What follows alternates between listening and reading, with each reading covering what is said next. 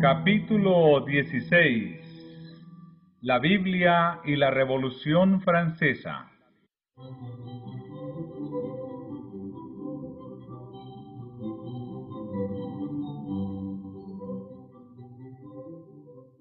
En el siglo XVI, la Reforma, presentando a los pueblos la Biblia abierta, procuró entrar en todos los países de Europa. Algunas naciones le dieron la bienvenida como a mensajera del cielo. En otros países, el papado consiguió, hasta cierto punto, cerrarle la entrada. Y la luz del conocimiento de la Biblia, con sus influencias ennoblecedoras, quedó excluida casi por completo. Hubo un país donde, aunque la luz logró penetrar, las tinieblas no permitieron apreciarla. Durante siglos, la verdad y el error se disputaron el predominio. Triunfó al fin el mal y la verdad divina fue desechada. Esta es la condenación, que la luz ha venido al mundo, y los hombres amaron más las tinieblas que la luz.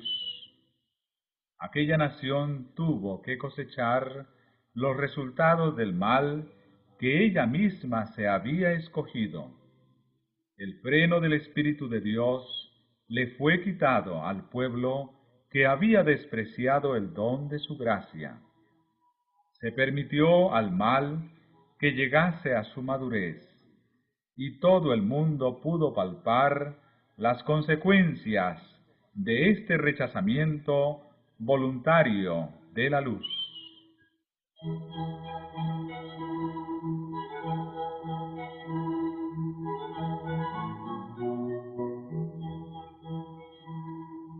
La guerra que se hizo en Francia contra la Biblia durante tantos siglos llegó a su mayor grado en los días de la Revolución. Esa terrible insurrección del pueblo no fue sino resultado natural de la supresión que Roma había hecho de las Sagradas Escrituras. Fue la ilustración más elocuente que jamás presenciara el mundo de las maquinaciones de la política papal y una ilustración de los resultados hacia los cuales tendían durante más de 1000 años las enseñanzas de la Iglesia de Roma.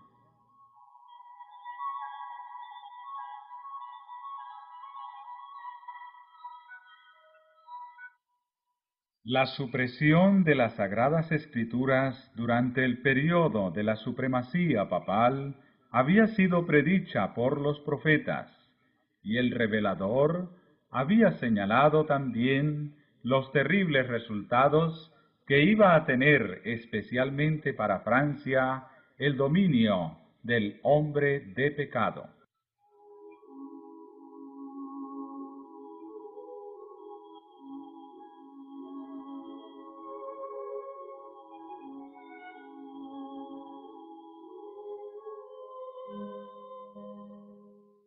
Dijo el ángel del Señor: hollarán la santa ciudad 42 meses, y daré autoridad a mis 2 testigos, los cuales profetizarán 1260 días, vestidos de sacos.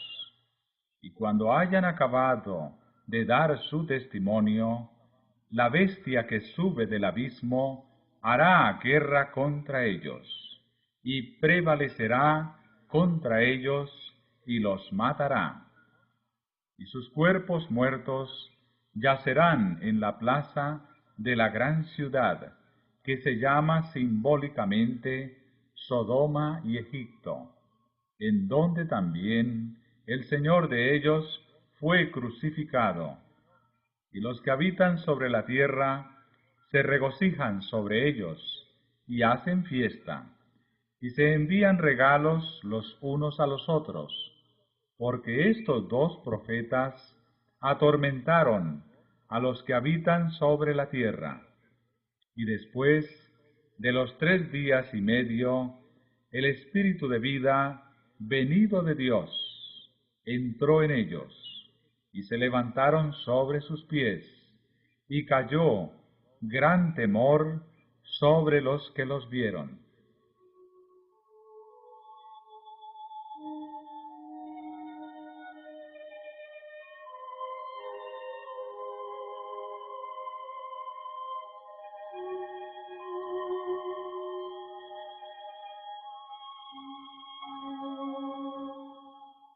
Los 42 meses y los 1260 días designan el mismo plazo, o sea, el tiempo durante el cual la Iglesia de Cristo iba a sufrir bajo la opresión de Roma.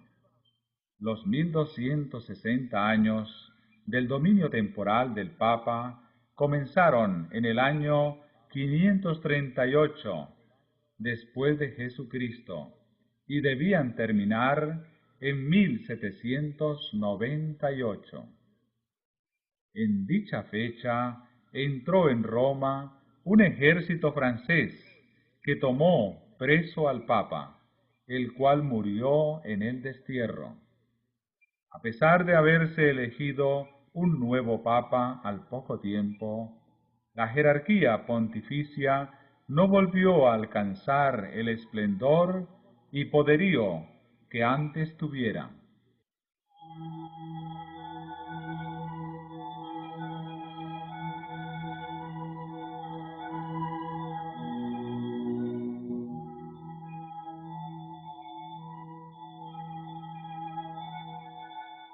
La persecución contra la Iglesia no continuó durante todos los 1260 años.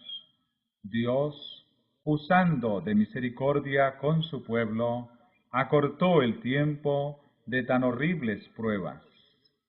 Al predecir la gran tribulación que había de venir sobre la Iglesia, el Salvador había dicho: si aquellos días no fuesen acortados, ninguna carne sería salva. Mas por causa de los escogidos, aquellos días serán acortados. Debido a la influencia de los acontecimientos relacionados con la Reforma, las persecuciones cesaron antes del año 1798.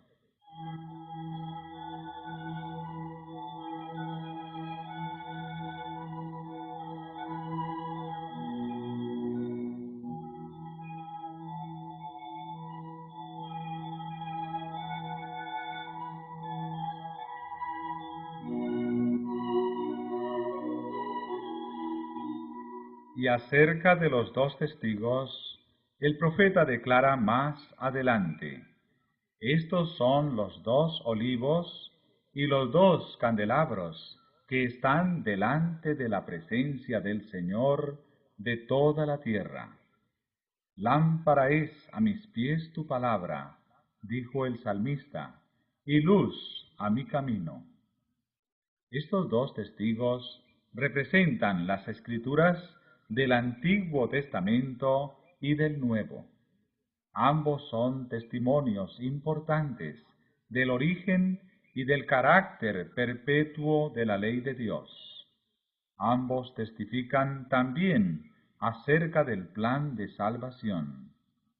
Los símbolos, los sacrificios y las profecías del Antiguo Testamento se refieren a un Salvador que había de venir. Y los evangelios y las epístolas del Nuevo Testamento hablan de un Salvador que vino tal como fuera predicho por los símbolos y la profecía.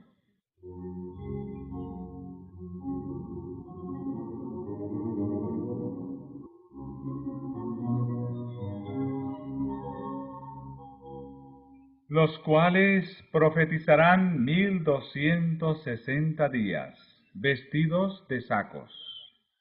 Durante la mayor parte de dicho periodo, los testigos de Dios permanecieron en oscuridad. El poder papal procuró ocultarle al pueblo la palabra de verdad y poner ante él testigos falsos que contradijeran su testimonio. Cuando la Biblia fue prohibida por las autoridades civiles y religiosas, cuando su testimonio fue pervertido y se hizo cuanto pudieron inventar los hombres y los demonios para desviar de ella la atención de la gente, y cuando los que osaban proclamar sus verdades sagradas fueron perseguidos, entregados, atormentados, confinados en las mazmorras, martirizados por su fe u obligados a refugiarse en las fortalezas de los montes y en las cuevas de la tierra, fue entonces cuando los fieles testigos profetizaron vestidos de sacos. No obstante, siguieron dando su testimonio durante todo el periodo de 1260 años. Aun en los tiempos más sombríos, hubo hombres fieles que amaron la palabra de Dios y se manifestaron celosos por defender su honor. A estos fieles siervos de Dios les fueron dados poder, sabiduría y autoridad para que divulgasen la verdad durante todo este periodo.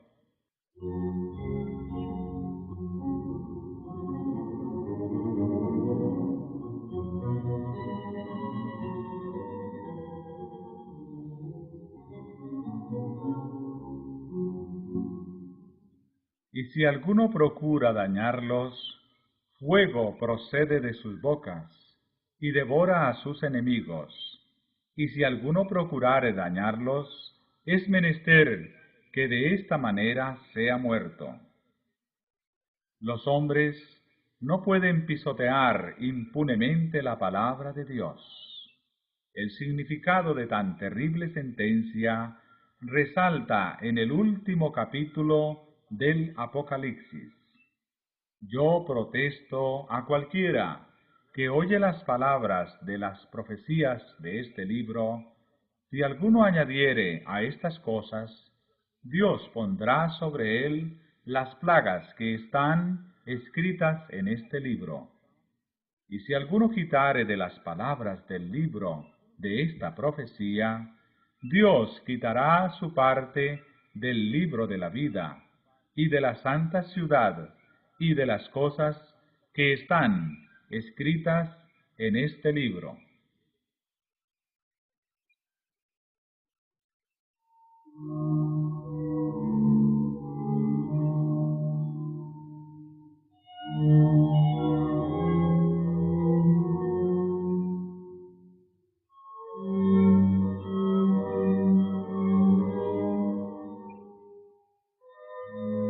Tales son los avisos que ha dado Dios para que los hombres se abstengan de alterar lo revelado o mandado por Él.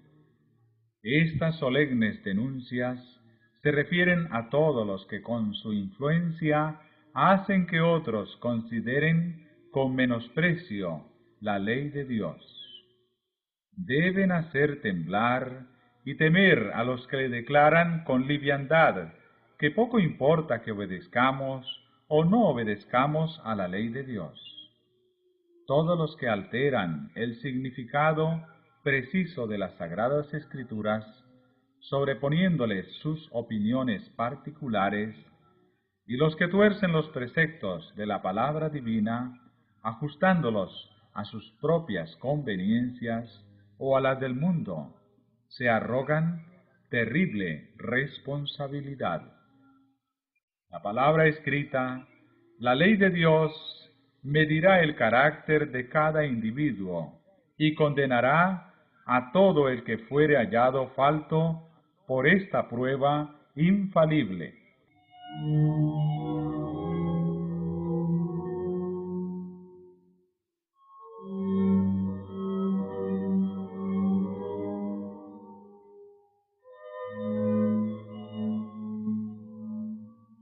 Y cuando hayan acabado, estén acabando de dar su testimonio, El periodo en que los dos testigos iban a testificar vestidos de sacos terminó en 1798.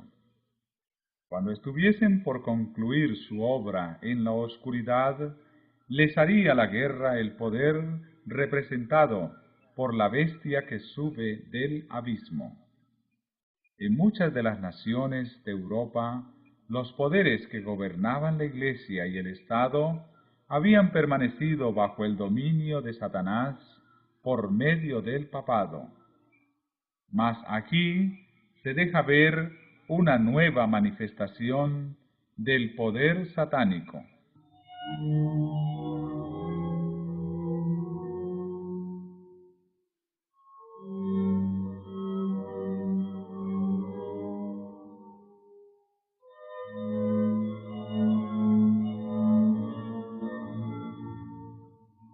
Con el pretexto de reverenciar las Escrituras, Roma las había mantenido aprisionadas en una lengua desconocida y las había ocultado al pueblo. Durante la época de su dominio, los dos testigos profetizaron vestidos de sacos. Pero otro poder, la bestia que sube del abismo, iba a levantarse a combatir abiertamente contra la palabra de Dios.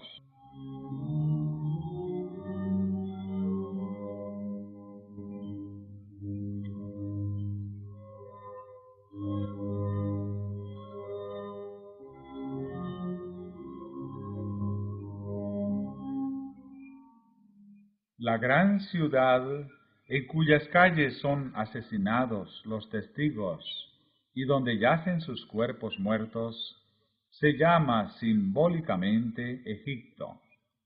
De todas las naciones mencionadas en la historia de la Biblia, fue Egipto la que con más osadía negó la existencia del Dios vivo y se opuso a sus mandamientos. Ningún monarca resistió con tanto descaro a la autoridad del cielo como el rey de Egipto. Cuando se presentó Moisés ante él para comunicarle el mensaje del Señor, el faraón contestó con arrogancia: ¿Quién es Jehová para que yo oiga su voz y deje ir a Israel? Yo no conozco a Jehová, ni tampoco dejaré ir a Israel. Esto es ateísmo.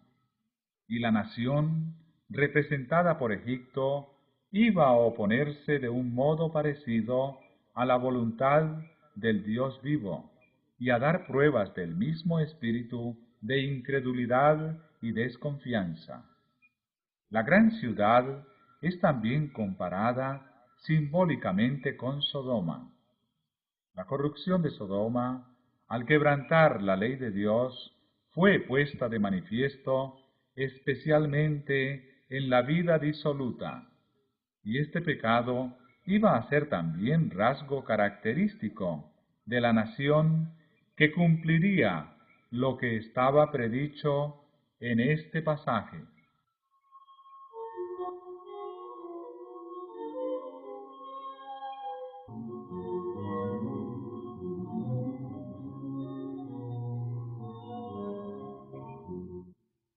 En conformidad con lo que dice el profeta, se iba a ver en aquel tiempo, poco antes del año 1798, que un poder de origen y carácter satánicos se levantaría para hacer guerra a la Biblia.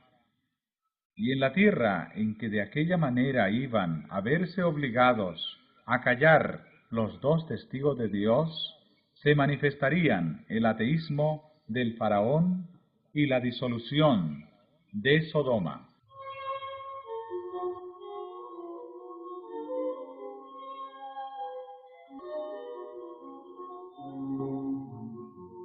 Esta profecía se cumplió de un modo muy preciso y sorprendente en la historia de Francia.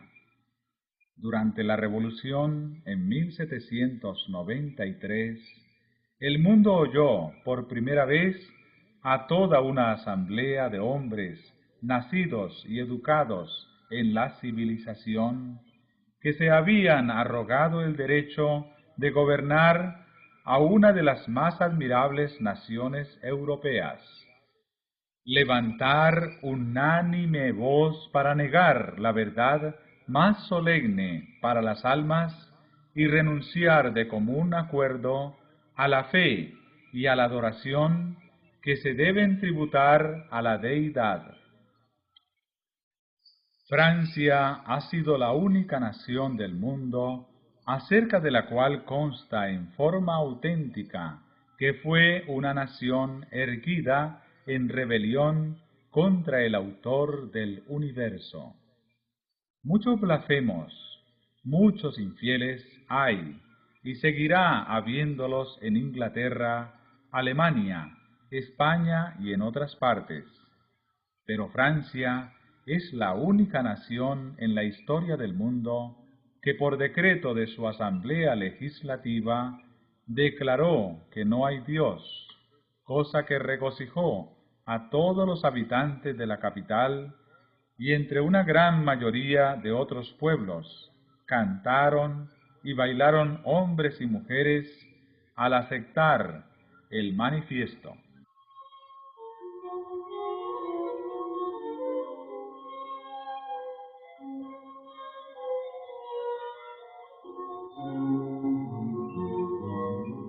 Francia presentó también la característica que más distinguió a Sodoma.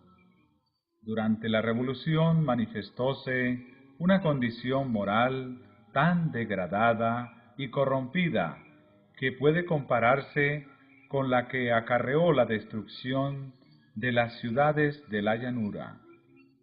Y el historiador presenta juntos el ateísmo y la prostitución de Francia, tal como nos lo da la profecía. Íntimamente relacionada con estas leyes que afectan la religión, se encontraba aquella que reducía la unión matrimonial, el contrato más sagrado que puedan hacer seres humanos, y cuya permanencia y estabilidad contribuye eficacísimamente a la consolidación de la sociedad, a un mero convenio civil de carácter transitorio que dos personas, cualesquiera, podían celebrar o deshacer a su antojo.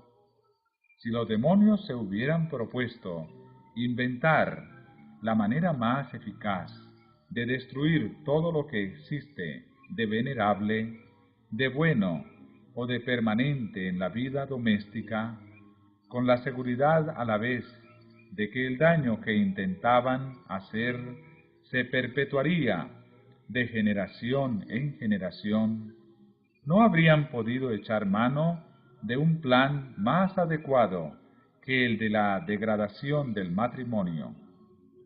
Sofía Arnold, notable actriz que se distinguía por la agudeza de sus dichos, definió el casamiento republicano como el sacramento del adulterio.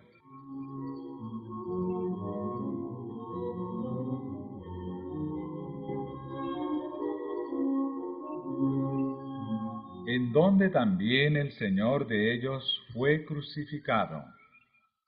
En Francia se cumplió también este rasgo de la profecía. En ningún otro país se había desarrollado tanto el espíritu de enemistad contra Cristo. En ninguno había hallado la verdad tan acerba y cruel oposición. En la persecución con que Francia afligió a los que profesaban el Evangelio, crucificó también a Cristo en la persona de sus discípulos.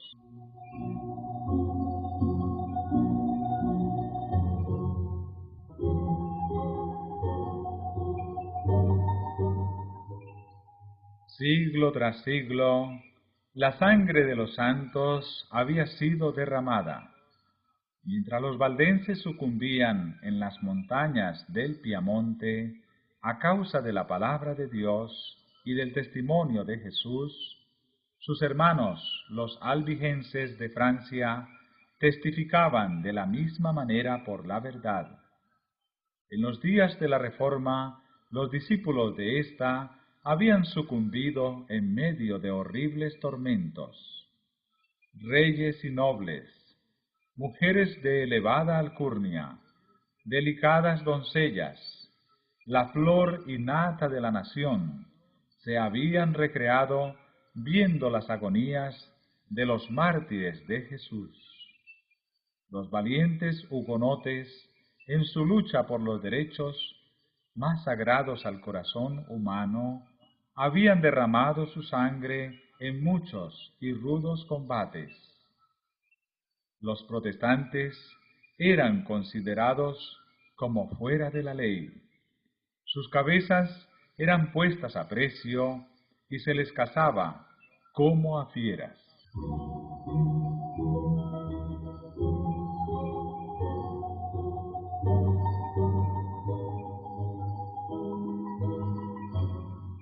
La Iglesia del desierto, es decir, los pocos descendientes de los antiguos cristianos que aún quedaban en Francia en el siglo XVIII, escondidos en las montañas del sur, seguían apegados a la fe de sus padres.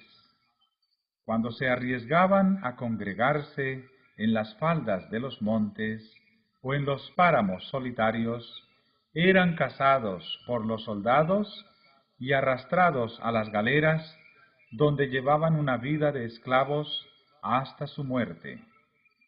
A los habitantes más morales, más refinados e inteligentes de Francia, se les encadenaba y torturaba horriblemente entre ladrones y asesinos. Otros, tratados con más misericordia, eran muertos a sangre fría y a balazos, mientras que indefensos oraban de rodillas. Centenares de ancianos, de mujeres indefensas y de niños inocentes eran dejados muertos en el mismo lugar donde se habían reunido para celebrar su culto. Al recorrer la falda del monte o el bosque para acudir al punto en donde solían reunirse, no era raro hallar a cada trecho cadáveres que maculaban la hierba o que colgaban de los árboles. Su país, asolado por la espada, el hacha y la hoguera, se había convertido en vasto y sombrío yermo. Estas atrocidades no se cometieron en la Edad Media, sino en el siglo brillante de Luis XIV, en que se cultivaba la ciencia y florecían las letras, cuando los teólogos de la corte y de la capital eran hombres instruidos y elocuentes, y que afectaban poseer las gracias de la mansedumbre y del amor.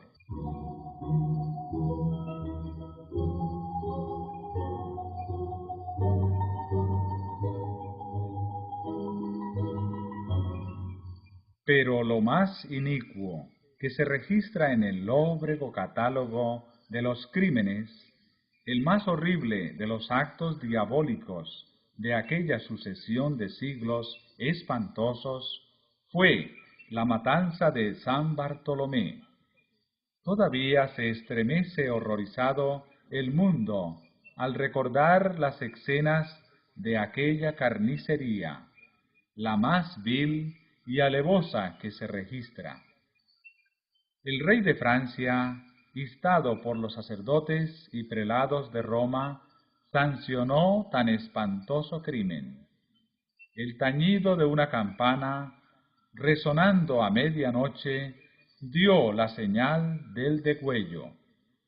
Millares de protestantes que dormían tranquilamente en sus casas, confiando en la palabra que les había dado el rey, asegurándoles protección, fueron arrastrados a la calle sin previo aviso y asesinados a sangre fría.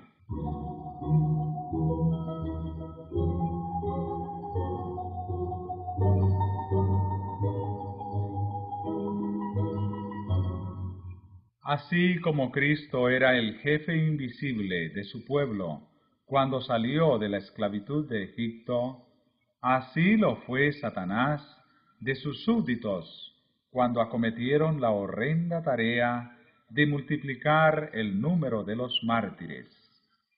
La matanza continuó en París por 7 días, con una furia indescriptible durante los 3 primeros, y no se limitó a la ciudad, sino que por decreto especial del rey se hizo extensiva a todas las provincias y pueblos donde había protestantes. No se respetaba edad ni sexo, no escapaba el inocente niño ni el anciano de canas. Nobles y campesinos, viejos y jóvenes, madres y niños, sucumbían juntos. La matanza siguió en Francia por espacio de 2 meses. Perecieron en ella 70.000 personas de la flor y nata de la nación.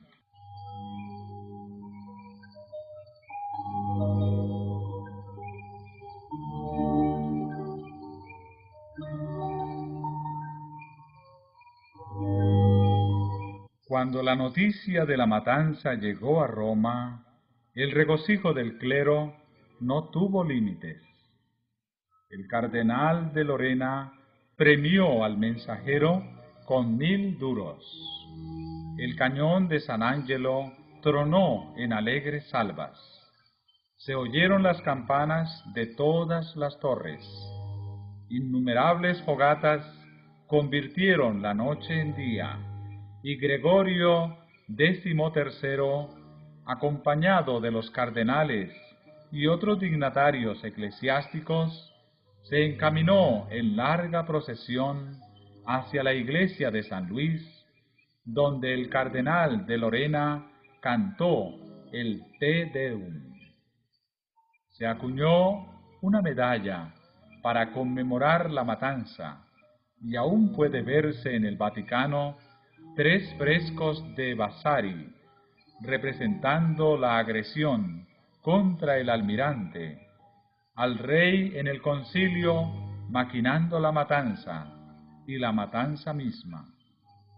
Gregorio envió a Carlos la rosa de oro, y a los 4 meses de la matanza escuchó complacido el sermón de un sacerdote francés que habló de ese día tan lleno de dicha y alegría, cuando el Santísimo Padre recibió la noticia y se encaminó hacia San Luis en solemne comitiva para dar gracias a Dios.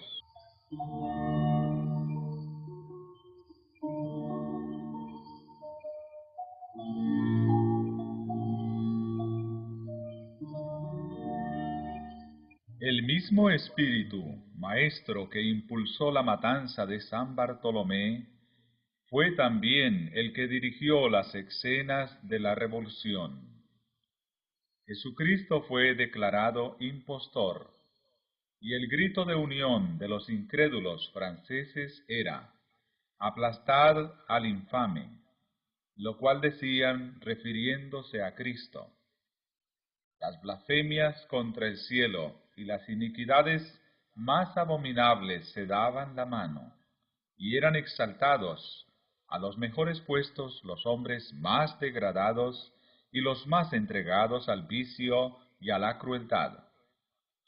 En todo esto no se hacía más que tributar homenaje supremo a Satanás, mientras que se crucificaba a Cristo en sus rasgos característicos de verdad, pureza y amor abnegado.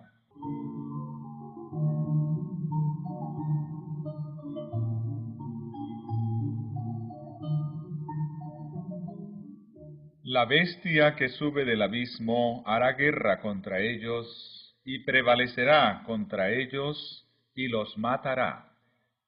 El poder ateo que gobernó a Francia durante la Revolución y el reinado del terror hizo a Dios y a la Biblia una guerra como nunca la presenciara el mundo. El culto de la deidad fue abolido por la Asamblea Nacional.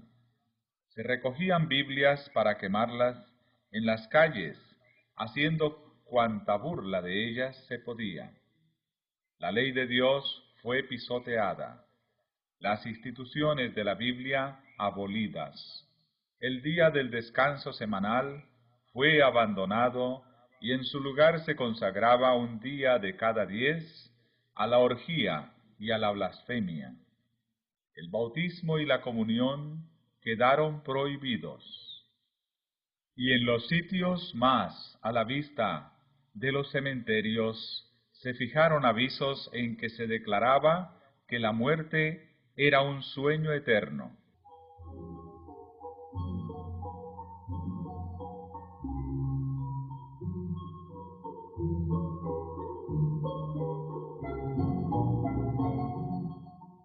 El temor de Dios, decían, dista tanto de ser el principio de la sabiduría, que más bien puede considerársele como principio de la locura. Quedó prohibida toda clase de culto religioso, a excepción del tributado a la libertad y a la patria. El obispo constitucional de París fue empujado a desempeñar el papel más importante en la farsa más desvergonzada que jamás fuera llevada a cabo ante una representación nacional. Lo sacaron en pública procesión para que manifestase a la convención que la religión que él había enseñado por tantos años era en todos respectos una tramoya del clero, sin fundamento alguno en la historia ni en la verdad sagrada. Negó solemnemente y en los términos más explícitos la existencia de la deidad, a cuyo culto se había consagrado él, y ofreció que en lo sucesivo se dedicaría a rendir homenaje a la libertad, la igualdad, la virtud y la moral. Colocó luego sobre una mesa sus ornamentos episcopales y recibió un abrazo fraternal del presidente de la convención. Varios sacerdotes apóstatas imitaron el ejemplo del prelado.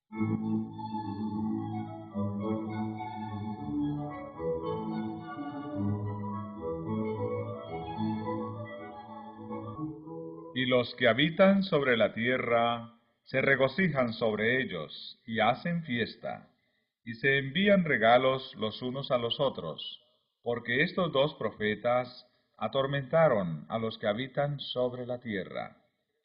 La Francia incrédula había acallado las voces de reprensión de los testigos de Dios.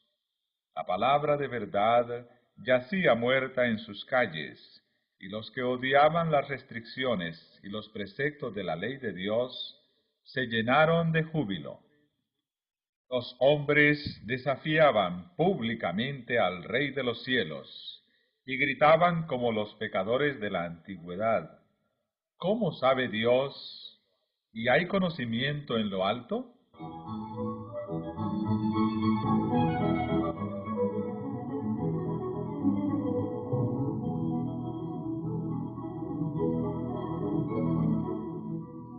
Uno de los sacerdotes del nuevo orden, profiriendo terribles blasfemias, dijo: Dios, si es cierto que existes, toma venganza de las injurias que se hacen a tu nombre. Yo te desafío. Guarda silencio. No te atreves a descargar tus truenos. Entonces, ¿quién va a creer que existes? Qué eco tan fiel de la pregunta de Faraón: ¿quién es Jehová para que yo oiga su voz? No conozco a Jehová.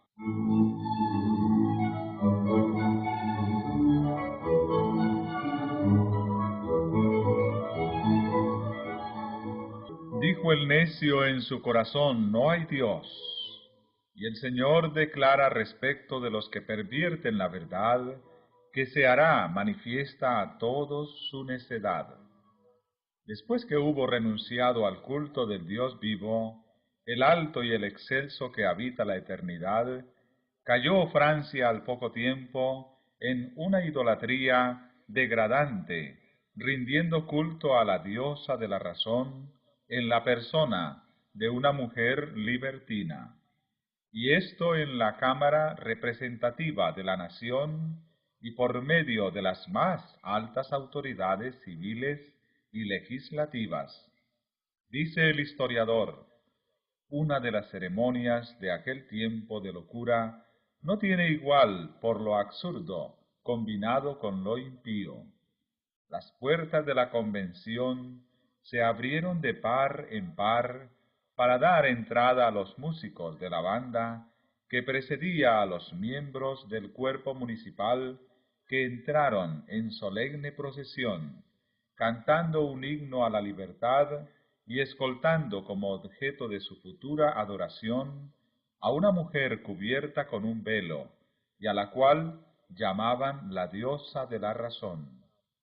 Cuando llegó ésta al lugar que le estaba reservado, le fue quitado el velo con gran ceremonial, y se le dio asiento a la derecha del presidente, reconociendo todos ellos en ella a una bailarina de la ópera. A esta mujer rindió público homenaje la Convención Nacional de Francia, considerándola como la representación más perfecta de la razón que ellos veneraban.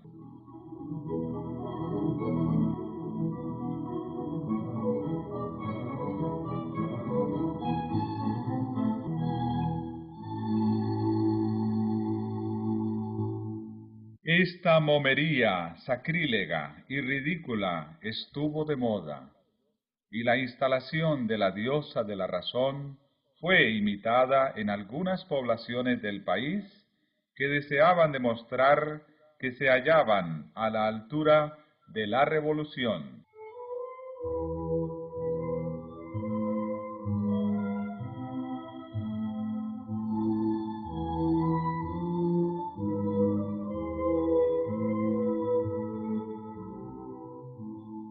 El orador que introdujo el culto de la razón se expresó en estos términos: legisladores, el fanatismo ha cedido su puesto a la razón.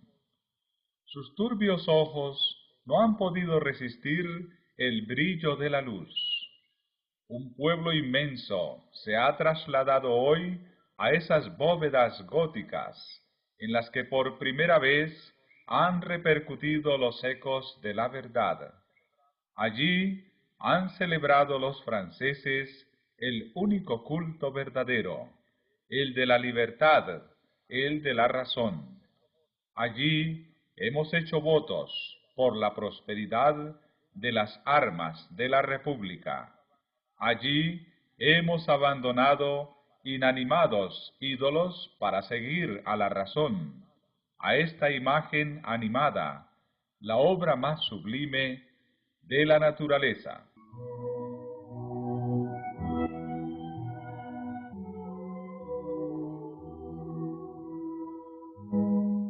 Al ser presentada la diosa ante la convención, la tomó el orador de la mano y dirigiéndose a toda la asamblea, dijo: Mortales, cesad de temblar ante los truenos impotentes de un Dios que vuestros temores crearon. No reconozcáis de hoy en adelante otra divinidad que la razón. Yo os presento su imagen más noble y pura, y si habéis de tener ídolos, ofreced sacrificios solamente a los que sean como éste. Caiga ante el augusto senado de la libertad el velo de la razón. La diosa, después de haber sido abrazada por el presidente, tomó asiento en una magnífica carroza que condujeron por entre el inmenso gentío hasta la catedral de Notre Dame para reemplazar a la deidad. La elevaron sobre el altar mayor y recibió la adoración de todos los que estaban presentes.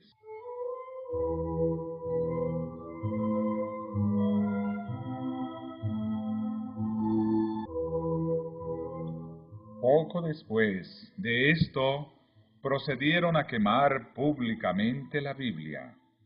En cierta ocasión, la Sociedad Popular del Museo entró en el salón municipal gritando «Vive la raison» y llevando en la punta de un palo los fragmentos de varios libros que habían sacado de las llamas, quemados en parte, entre otros brevarios, misales y el Antiguo y Nuevo Testamentos, que espiaron en un gran fuego, dijo el presidente, todas las locuras en que por causa de ellos había incurrido la raza humana.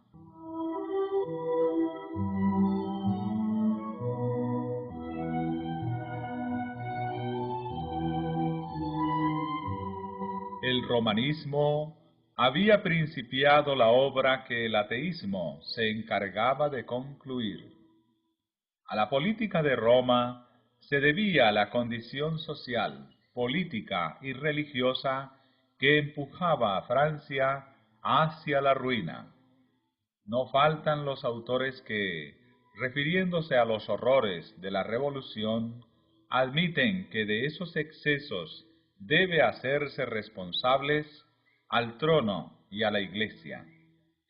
En estricta justicia, debieran atribuirse a la Iglesia sola. El romanismo había enconado el ánimo de los monarcas contra la Reforma, haciéndola aparecer como enemiga de la corona, como elemento de discordia que podía ser fatal a la paz y a la buena marcha de la nación. Fue el genio de Roma el que por este medio inspiró las espantosas crueldades y la acérrima opresión que procedían del trono.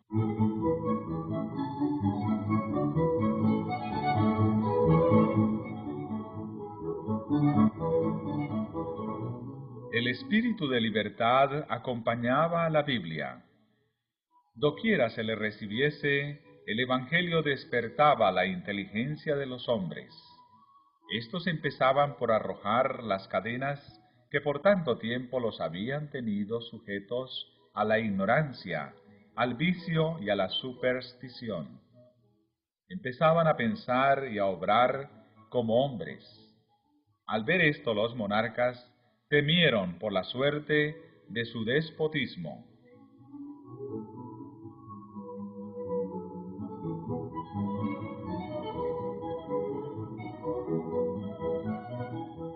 Roma no fue tardía para inflamar los temores y los celos de los reyes. Decía el Papa al regente de Francia en 1525, esta manía, el protestantismo, no sólo confundirá y acabará con la religión, sino hasta con los principados, con la nobleza, con las leyes, con el orden y con las jerarquías. Y pocos años después, un nuncio papal le daba este aviso al rey: Señor, no os engañéis, los protestantes van a trastornar tanto el orden civil como el religioso. El trono peligra tanto como el altar. Al introducirse una nueva religión, se introduce necesariamente un nuevo gobierno. Y los teólogos apelaban a las preocupaciones del pueblo al declarar que las doctrinas protestantes seducen a los hombres hacia las novedades y la locura. Roban así al rey el afecto leal de sus súbditos y destruyen la Iglesia y el Estado al mismo tiempo. De ese modo, logró Roma predisponer a Francia contra la Reforma, y la espada de la persecución se desenvainó por primera vez en Francia para sostener el trono, resguardar a los nobles y conservar las leyes.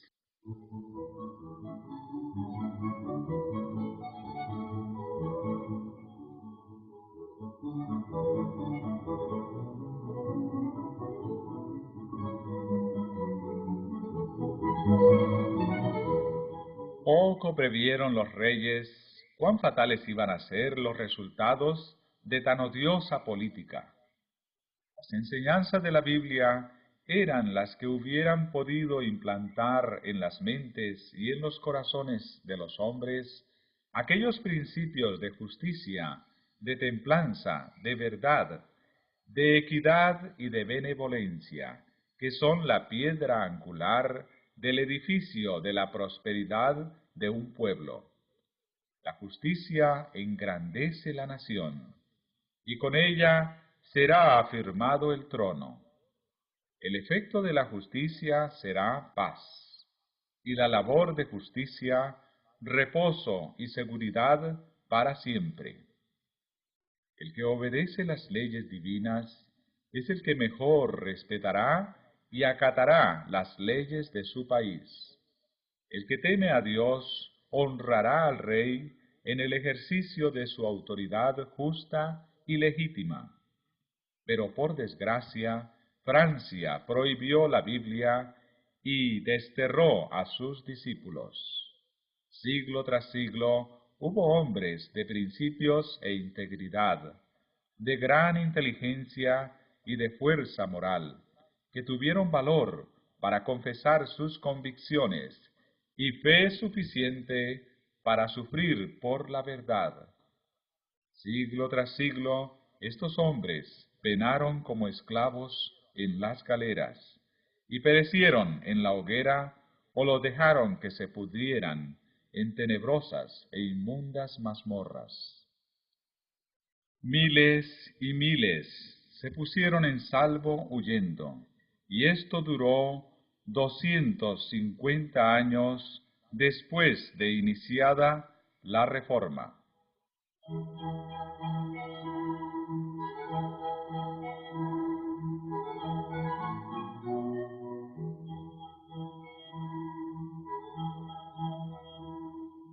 Casi no hubo generación de franceses durante ese largo periodo de tiempo que no fuera testigo de la fuga de los discípulos del Evangelio que huían para escapar de la furia insensata de sus perseguidores, llevándose consigo la inteligencia, las artes, la industria y el carácter ordenado que por lo general los distinguían y contribuían luego a enriquecer a los países donde encontraban refugio.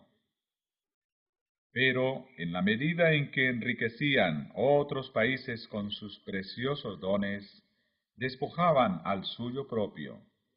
Si hubieran permanecido en Francia, todos los que la abandonaron, si por espacio de 300 años la pericia industrial de aquellos hubiera sido empleada en cultivar el suelo de su país, en hacer progresar las manufacturas, si durante estos 300 años el genio creador de los mismos, junto con su poder analítico, hubieran seguido enriqueciendo la literatura y cultivando la ciencia de Francia, si hubieran sido dedicada a la sabiduría de tan nobles hijos a dirigir sus asambleas, su valor a pelear sus batallas, y su equidad a formular las leyes, y la religión de la Biblia a robustecer la inteligencia y dirigir las conciencias del pueblo, qué inmensa gloria no tendría Francia hoy. Qué grande, qué próspero y qué dichoso país no sería. Toda una nación modelo.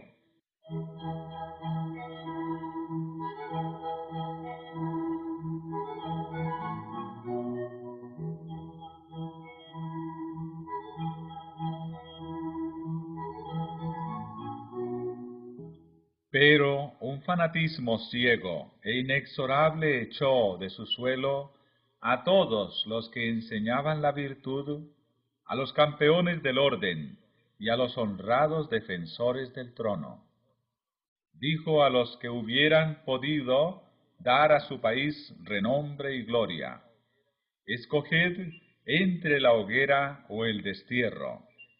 Al fin, la ruina del Estado fue completa. Ya no quedaba en el país conciencia que proscribir, religión que arrastrar a la hoguera, ni patriotismo que desterrar. Todo lo cual dio por resultado la revolución con sus horrores.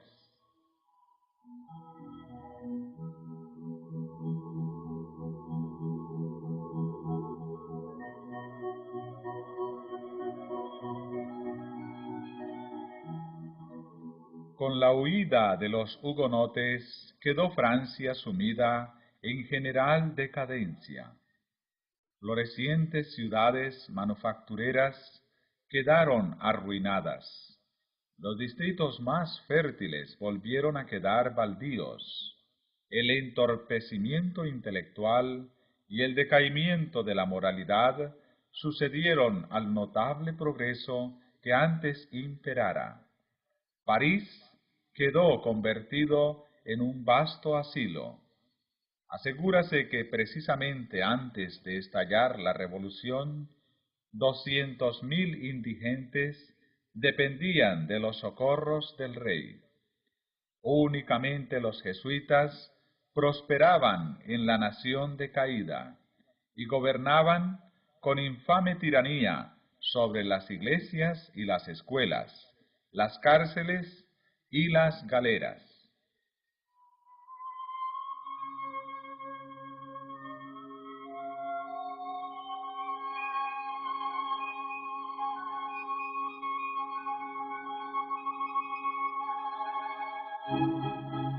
El Evangelio hubiera dado a Francia la solución de estos problemas políticos y sociales que frustraron los propósitos de su clero, de su rey y de sus gobernantes, y arrastraron finalmente a la nación entera a la anarquía y a la ruina. Pero bajo el dominio de Roma, el pueblo había perdido las benditas lecciones de sacrificio y de amor que diera el Salvador. Todos se habían apartado de la práctica de la abnegación en beneficio de los demás. Los ricos no tenían quien los reprendiera por la opresión con que trataban a los pobres, y a éstos nadie los aliviaba de su degradación y servidumbre. El egoísmo de los ricos y de los poderosos se hacía más y más manifiesto y avasallador. Por varios siglos, el libertinaje y la ambición de los nobles habían impuesto a los campesinos extorsiones agotadoras. El rico perjudicaba al pobre y éste odiaba al rico.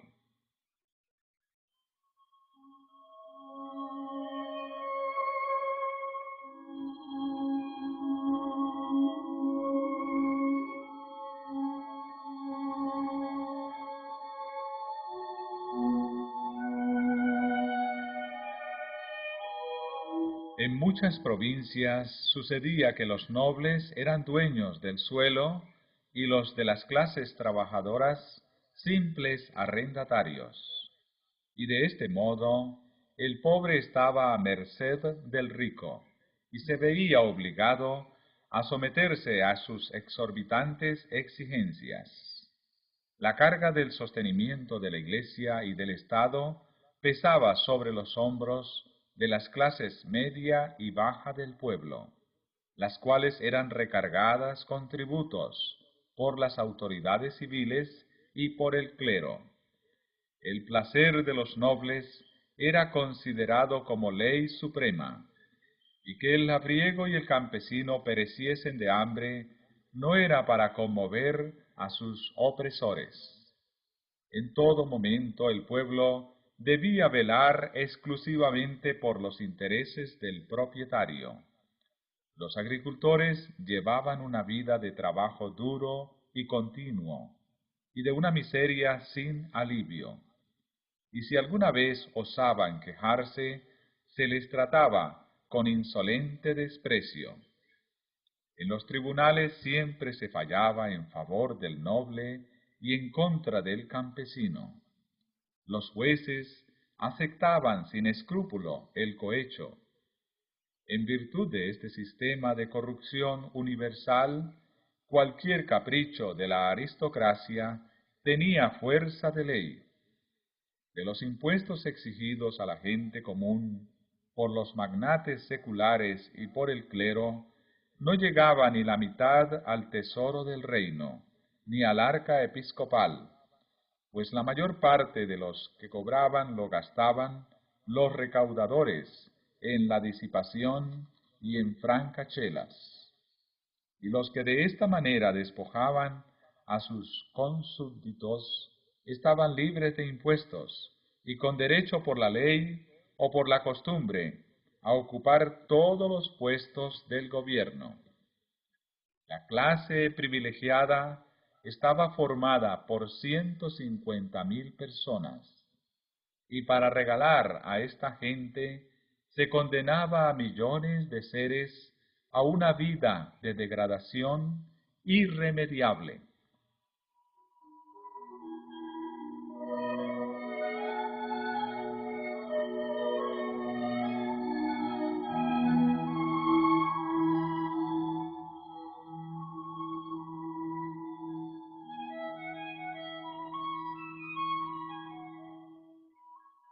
La corte estaba completamente entregada a la lujuria y al libertinaje. El pueblo y sus gobernantes se veían con desconfianza. Se sospechaba de todas las medidas que dictaba el gobierno, porque se le consideraba intrigante y egoísta.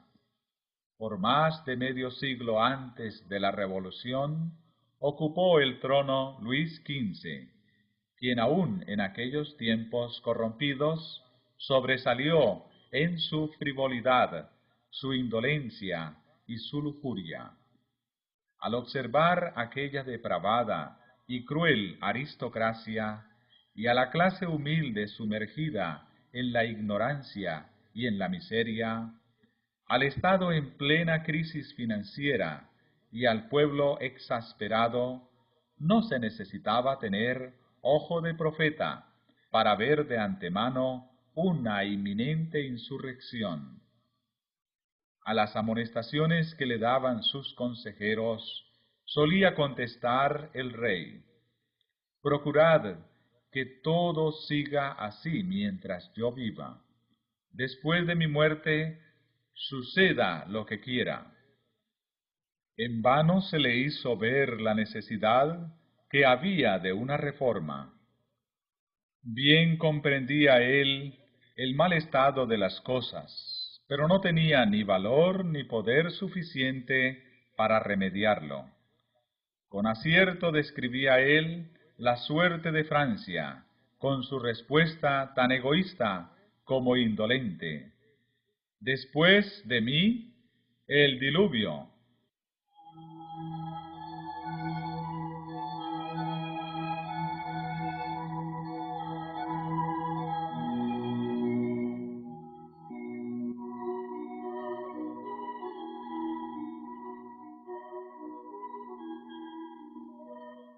Valiéndose Roma de la ambición de los reyes y de las clases dominantes, había ejercido su influencia para sujetar al pueblo en la esclavitud, pues comprendía que de este modo el Estado se debilitaría y ella podría dominar completamente gobiernos y súbditos.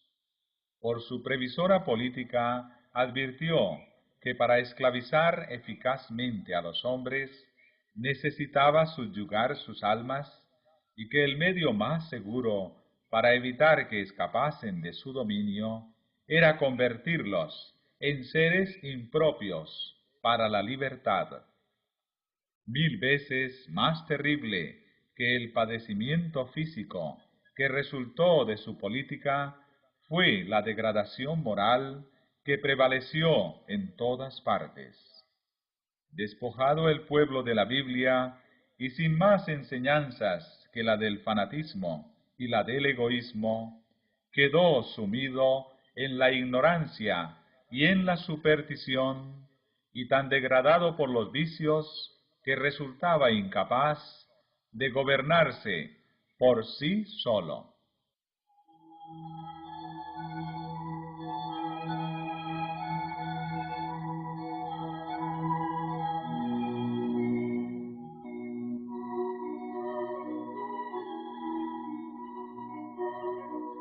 Empero los resultados fueron muy diferentes de lo que Roma había procurado. En vez de que las masas se sujetaran ciegamente a sus dogmas, su obra las volvió incrédulas y revolucionarias. Odiaron al romanismo y al sacerdocio, a los que consideraban cómplices en la opresión. El único Dios que el pueblo conocía era el de Roma, y la enseñanza de ésta su única religión. Considerando la crueldad y la iniquidad de Roma como fruto legítimo de las enseñanzas de la Biblia, no quería saber nada de éstas.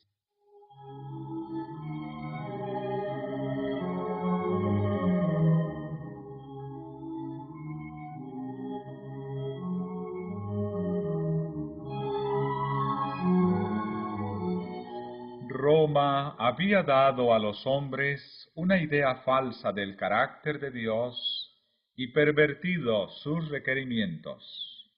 En consecuencia, al fin el pueblo rechazó la Biblia y a su autor.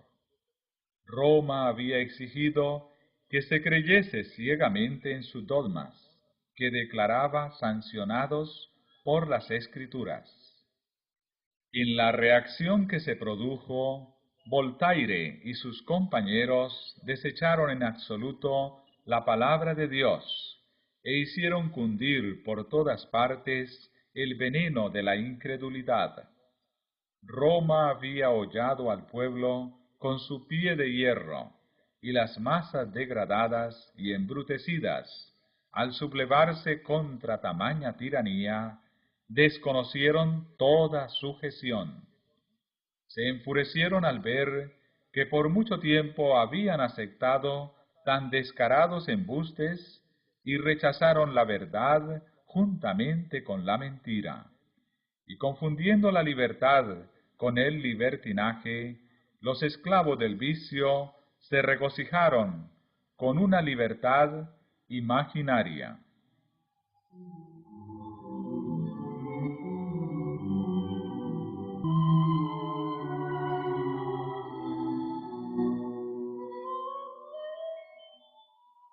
Al estallar la revolución, el rey concedió al pueblo que lo representara en la Asamblea Nacional un número de delegados superior al del clero y al de los nobles juntos. Era pues el pueblo dueño de la situación, pero no estaba preparado para hacer uso de su poder con sabiduría y moderación. Ansioso de reparar los agravios que había sufrido, decidió reconstituir la sociedad. Un populacho encolerizado que guardaba en su memoria el recuerdo de tantos sufrimientos, resolvió levantarse contra aquel estado de miseria que había venido ya a ser insoportable, y vengarse de aquellos a quienes consideraba como responsables de sus padecimientos. Los oprimidos, poniendo en práctica las lecciones que habían aprendido bajo el yugo de los tiranos, se convirtieron en opresores de los mismos que antes les habían oprimido.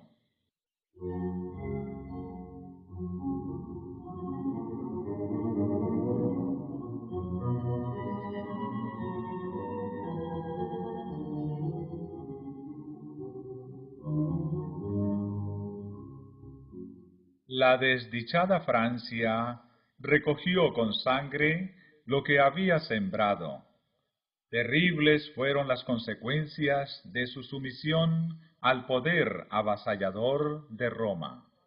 Allí donde Francia, impulsada por el papismo, prendiera la primera hoguera en los comienzos de la Reforma, allí también la Revolución levantó su primera guillotina. En el mismo sitio en que murieron quemados los primeros mártires del protestantismo en el siglo XVI, fueron precisamente decapitadas las primeras víctimas en el siglo XVIII. Al rechazar Francia el Evangelio que le brindaba bienestar, franqueó las puertas a la incredulidad y a la ruina. Una vez desechadas las restricciones de la ley de Dios, se echó de ver que las leyes humanas no tenían fuerza alguna para contener las pasiones, y la nación fue arrastrada a la rebeldía y a la anarquía. La guerra contra la Biblia inició una era conocida en la historia como el reinado del terror. La paz y la dicha fueron desterradas de todos los hogares y de todos los corazones. Nadie tenía la vida segura. El que triunfaba hoy era considerado al día siguiente como sospechoso y le condenaban a muerte. La violencia y la lujuria dominaban sin disputa.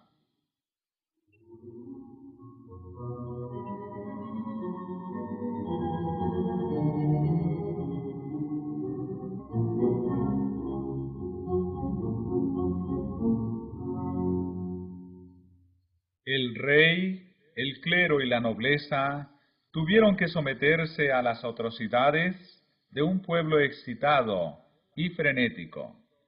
Su sed de venganza subió de punto cuando el rey fue ejecutado, y los mismos que decretaron su muerte le siguieron bien pronto al cadalso. Se resolvió matar a cuantos resultasen sospechosos de ser hostiles a la revolución. Las cárceles se llenaron y hubo en cierta ocasión dentro de sus muros más de 200.000 presos. En las ciudades del reino se registraron crímenes horrorosos. Se levantaba un partido revolucionario contra otro, y Francia quedó convertida en inmenso campo de batalla, donde las luchas eran inspiradas y dirigidas por las violencias y las pasiones. En París sucedíanse los tumultos uno a otro, y los ciudadanos divididos en diversos partidos no parecían llevar otra mira que el exterminio mutuo. Y para agravar más aún la miseria general, la nación entera se vio envuelta en prolongada y devastadora guerra con las mayores potencias de Europa. El país estaba casi en bancarrota. El ejército reclamaba pagos atrasados. Los parisienses se morían de hambre y las provincias habían sido puestas a saco por los bandidos y la civilización casi había desaparecido en la anarquía y la licencia.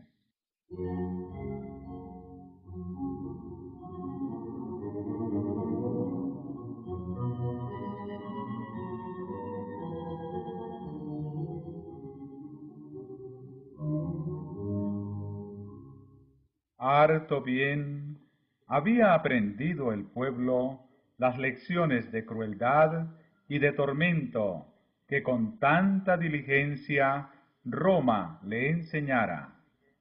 Al fin había llegado el día de la retribución. Ya no eran los discípulos de Jesús los que eran arrojados a las mazmorras o a la hoguera. Tiempo hacía ya que éstos habían perecido o que se hallaban en el destierro. La desapiadada Roma sentía ya el poder mortífero de aquellos a quienes ella había enseñado a deleitarse en la perpetración de crímenes sangrientos. El ejemplo de persecución que había dado el clero de Francia durante varios siglos se volvía contra él con señalado vigor. Los cadalsos se teñían con la sangre de los sacerdotes. Las galeras y las prisiones, en donde antes se confinaba a los hugonotes, se hallaban ahora llenas de los perseguidores de ellos. Sujetos con cadenas al banquillo del buque y trabajando duramente con los remos, el clero católico romano experimentaba los tormentos que antes con tanta prodigalidad infligiera su iglesia a los mansos herejes.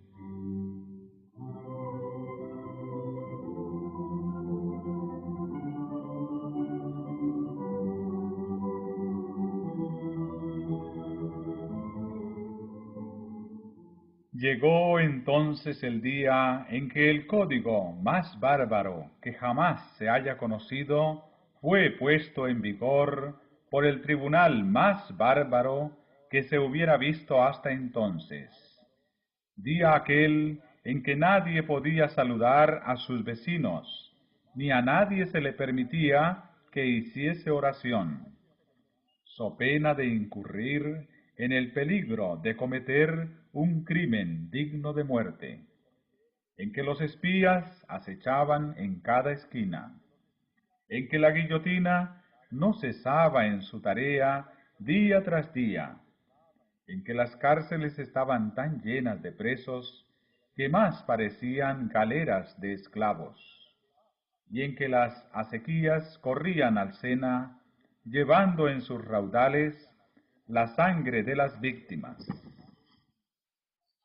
Mientras que en París se llevaba a cada día al suplicio carros repletos de sentenciados a muerte, los procónsules que eran enviados por el Comité Supremo a los departamentos desplegaban tan espantosa crueldad que ni aun en la misma capital se veía cosa semejante.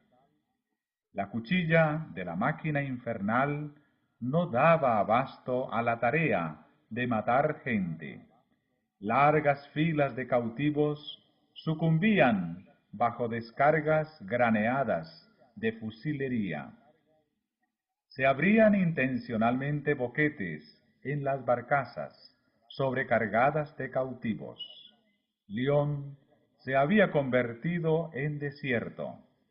En Arras ni aun se concedía a los presos la cruel misericordia de una muerte rápida.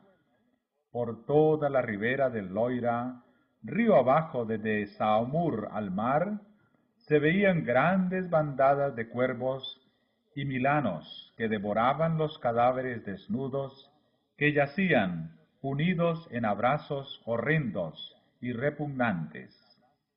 No se hacía cuartel ni a sexo ni a edad. El número de muchachos y doncellas menores de 17 años que fueron asesinados por orden de aquel execrable gobierno se cuenta por centenares.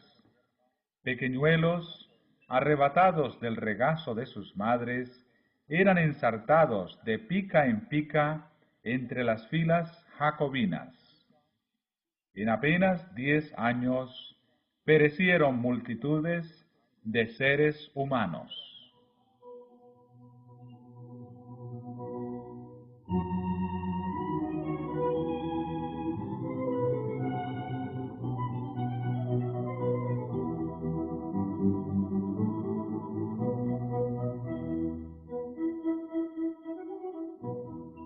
Todo esto era del agrado de Satanás.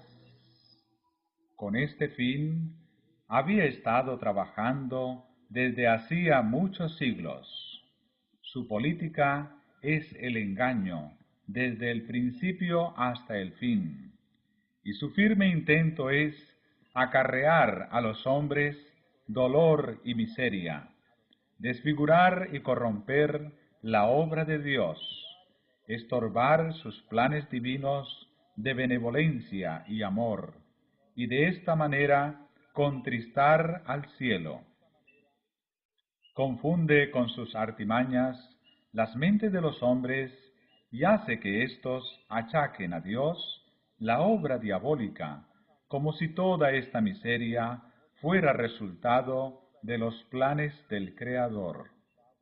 Asimismo, cuando los que han sido degradados y embrutecidos por su cruel dominio alcanzan su libertad, los impulsa al crimen, a los excesos y a las atrocidades.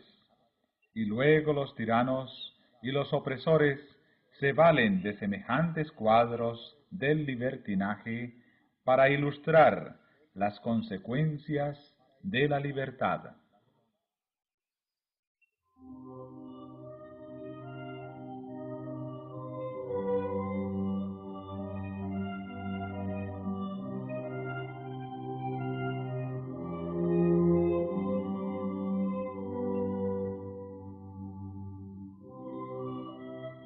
Cuando un disfraz del error ha sido descubierto, Satanás le da otro, y la gente lo saluda con el mismo entusiasmo con que acogió el anterior. Cuando el pueblo descubrió que el romanismo era un engaño, y él, Satanás, ya no podía conseguir por ese medio que se violase la ley de Dios, optó entonces por hacerle creer que todas las religiones eran engañosas y la Biblia una fábula, y arrojando lejos de sí los estatutos divinos, se entregó a una iniquidad desenfrenada.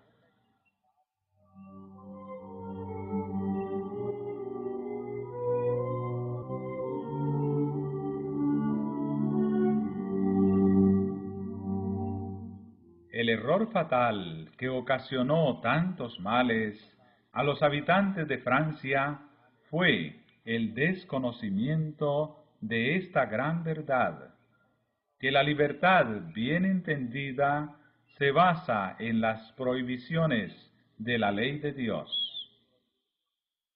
Oh, si hubieras escuchado mis mandamientos, entonces tu paz habría sido como un río, y tu justicia como las olas del mar. Mas no hay paz, dice Jehová, para los inicuos. Aquel empero que me oyere a mí, habitará seguro y estará tranquilo, sin temor de mal.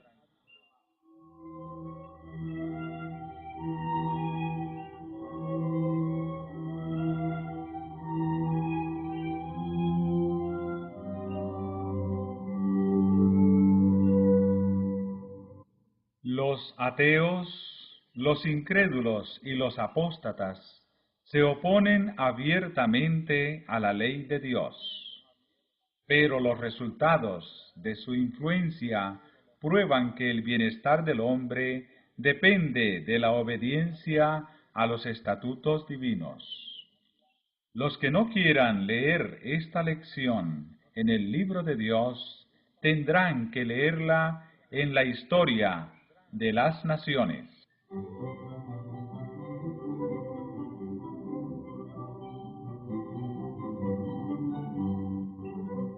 Cuando Satanás obró por la Iglesia romana para desviar a los hombres de la obediencia a Dios, nadie sospechaba quiénes fueran sus agentes, y su obra estaba tan bien disfrazada que nadie comprendió que la miseria que de ella resultó fuera fruto de la transgresión.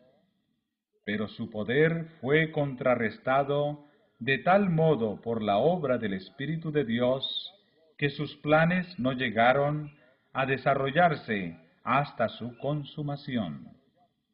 La gente no supo remontar del efecto a la causa, ni descubrir el origen de tanta desgracia.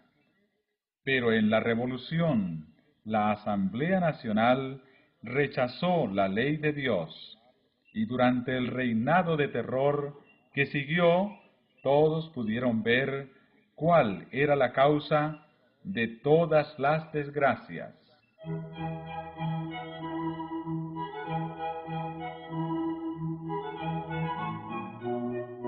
Cuando Francia desechó a Dios y descartó la Biblia públicamente, hubo impíos y espíritus de las tinieblas que se llenaron de júbilo por haber logrado al fin el objeto que por tanto tiempo se habían propuesto, un reino libre de las restricciones de la ley de Dios. Y porque la maldad no era pronto castigada, el corazón de los hijos de los hombres estaba plenamente resuelto a hacer el mal. Pero la transgresión de una ley justa y recta debía traer inevitablemente como consecuencia la miseria y el desastre. Si bien es verdad que no vino el juicio inmediatamente sobre los culpables, estaban éstos labrando su ruina segura. Siglos de apostasía y de crimen iban acumulando la ira para el día de la retribución. Y cuando llegaron al colmo de la iniquidad, comprendieron los menospreciadores de Dios cuán terrible es agotar la paciencia divina. Fue retirado en gran medida el poder restrictivo del Espíritu de Dios, que hubiera sido el único capaz de tener en jaque al poder cruel de Satanás, y se le permitió al que se deleita en los sufrimientos de la humanidad que hiciese su voluntad. Los que habían preferido servir a la rebelión cosecharon los frutos de ella hasta que la tierra se llenó de crímenes tan horribles que la pluma se resiste a describirlos. De las provincias asoladas y de las ciudades arruinadas levantábase un clamor terrible de desesperación, de angustia indescriptible. Francia se estremecía como sacudida por un terremoto. La religión, la ley, la sociedad, el orden, la familia, el Estado y la Iglesia, todo lo abatía la mano impía que se levantara contra la ley de Dios. Bien dijo el sabio: por su misma maldad caerá el hombre malo. Pero aunque el pecador haga mal 100 veces, y con todo se le prolonguen los días, sin embargo yo ciertamente sé que les irá bien a los que temen a Dios, por lo mismo que temen delante de Él.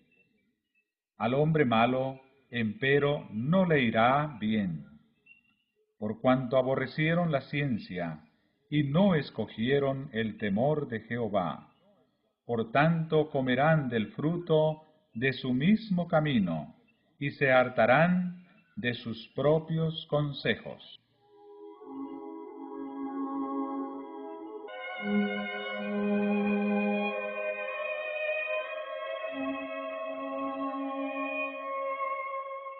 No iban a permanecer mucho tiempo en silencio los fieles testigos de Dios que habían sucumbido bajo el poder blasfemo que sube del abismo.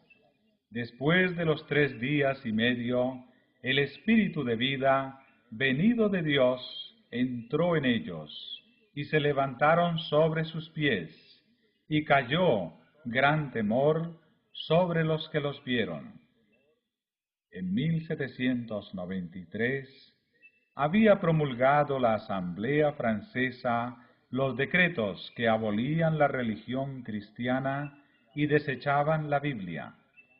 3 años y medio después, este mismo cuerpo legislativo adoptó una resolución que reincidía esos decretos y concedía tolerancia a las Sagradas Escrituras. El mundo contemplaba estupefacto los terribles resultados que se había obtenido al despreciar los oráculos sagrados, y los hombres reconocían que la fe en Dios y en su palabra son la base de la virtud y de la moralidad. Dice el Señor: ¿a quién injuriaste y a quién blasfemaste? ¿Contra quién has alzado tu voz y levantado tus ojos en alto? Contra el Santo de Israel. Por tanto, he aquí, les enseñaré de esta vez. Enseñarles he mi mano y mi fortaleza, y sabrán que mi nombre es Jehová.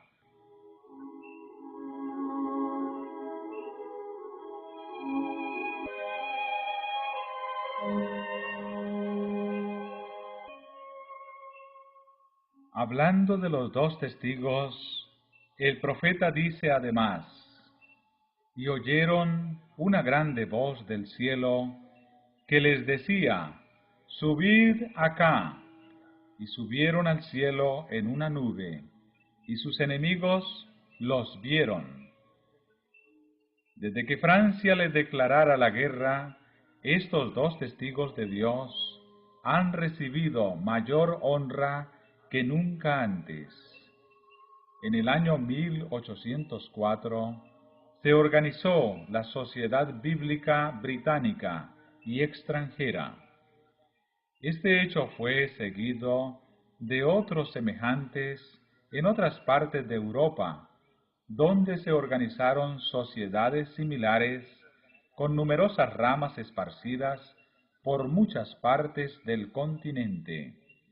En 1816 se fundó la Sociedad Bíblica Americana. Cuando se creó la Sociedad Británica, la Biblia circulaba en 50 idiomas. Desde entonces ha sido traducida en muchos centenares de idiomas y dialectos.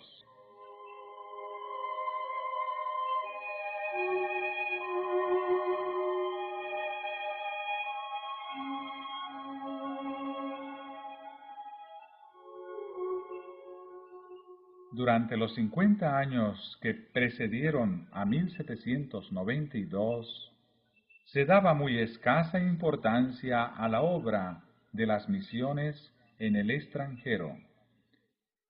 No se fundaron sociedades nuevas, y eran muy pocas las iglesias que se esforzaban por extender el Evangelio en los países paganos. Pero en las postrimerías del siglo XVIII se vio un cambio notable. Los hombres comenzaron a sentirse descontentos con los resultados del racionalismo y comprendieron la gran necesidad que tenían de la revelación divina y de la experiencia religiosa. Desde entonces, la obra de las misiones en el extranjero se extendió rápidamente.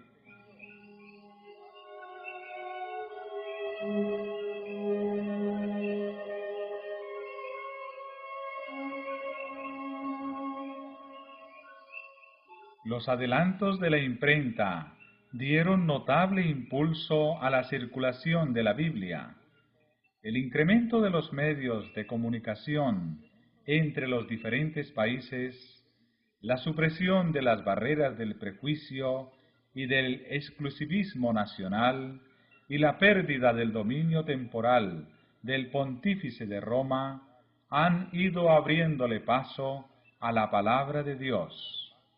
Hace ya muchos años que la Biblia se vende en las calles de Roma, sin que haya quien lo impida, y en el día de hoy ha sido llevada a todas las partes del mundo habitado.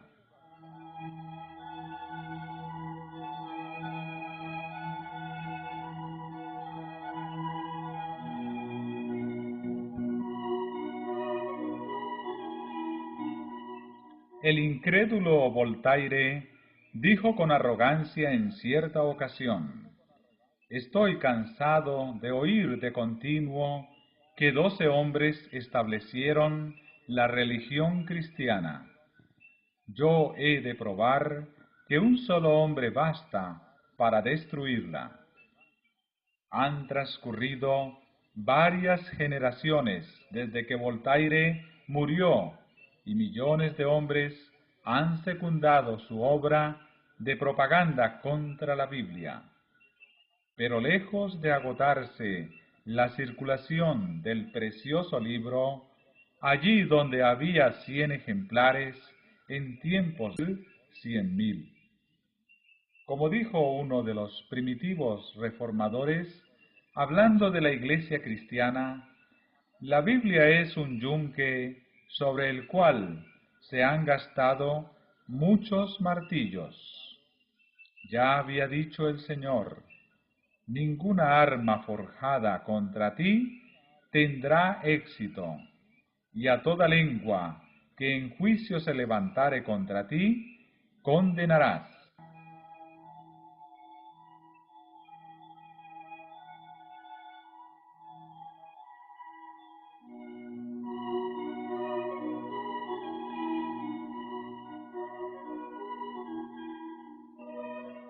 La palabra de nuestro Dios permanece para siempre. Seguros son todos sus preceptos, establecidos para siempre, jamás, hechos en verdad y en rectitud. Lo que fuere edificado sobre la autoridad de los hombres será derribado, mas lo que fuere sobre la roca inamovible de la palabra de Dios permanecerá para siempre.